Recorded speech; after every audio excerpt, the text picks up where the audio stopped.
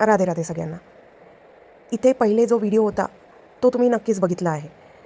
ती व्यक्ती resin art करताना त्यामध्ये ब्लड ॲड करत आहे आणि त्यापासून ज्वेलरी बनवती आहे. Now many of you will think की त्यात कोणती मोठी गोष्ट आहे, ते तर कोणी पण बनवू शकते.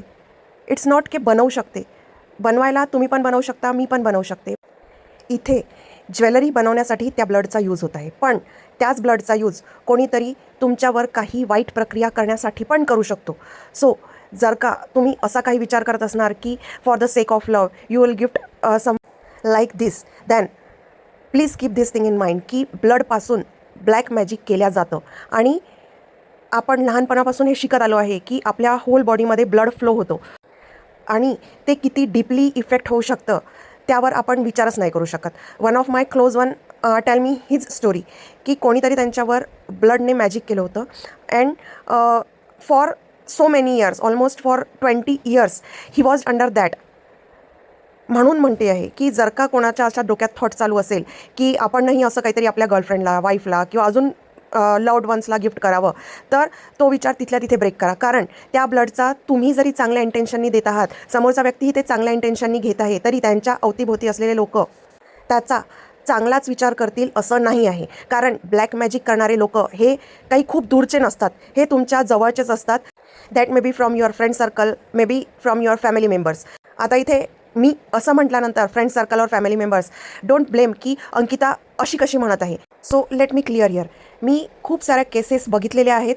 खूप सारे माझ्याकडे पण क्लायंट्स येतात आणि त्यांच्यासोबत घडलेल्या गोष्टी ते जेव्हा माझ्यासोबत शेअर करतात, त्यामुळे मी हे सगळं सांगत आहे.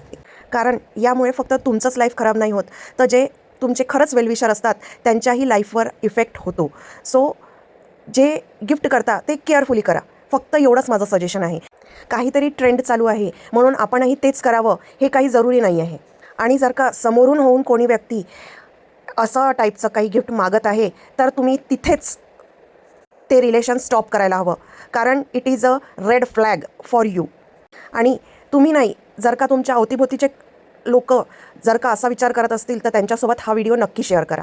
या व्हिडिओमुळे जर का एकाही व्यक्तीने त्याची चूक सुधारली किंवा त्या मार्गावरून जाण्यापासून वाचला, हा व्हिडिओ बनवण्यात मी यशस्वी झाली आहे असं मला वाटेल. वन मोर थिंग, इथे मी रेझिन आर्टवाल्यांना अपोज करायला किंवा अशा प्रकारच्या कुठल्याही बिझनेसला किंवा बिझनेस ओनरचा अपोज करायला मी हा व्हिडिओ बनवलेला आहे असं काहीही नाही आहे. मला फक्त लोकांना या चुकीच्या गोष्टी नको त्यांनी करायला म्हणून मार्गदर्शन करण्यासाठी मी हा व्हिडिओ बनवलेला आहे. Because many of you don't know how badly it effect and how your life will spoil because of this. Hopefully तुम्ही यावर विचार कराल आणि अजून अशा माहितीसाठी तुम्ही आम्हाला फॉलो करू शकता. सर्व लिंक्स डिस्क्रिप्शन बॉक्समध्ये देण्यात आलेले आहेत. राधे राधे.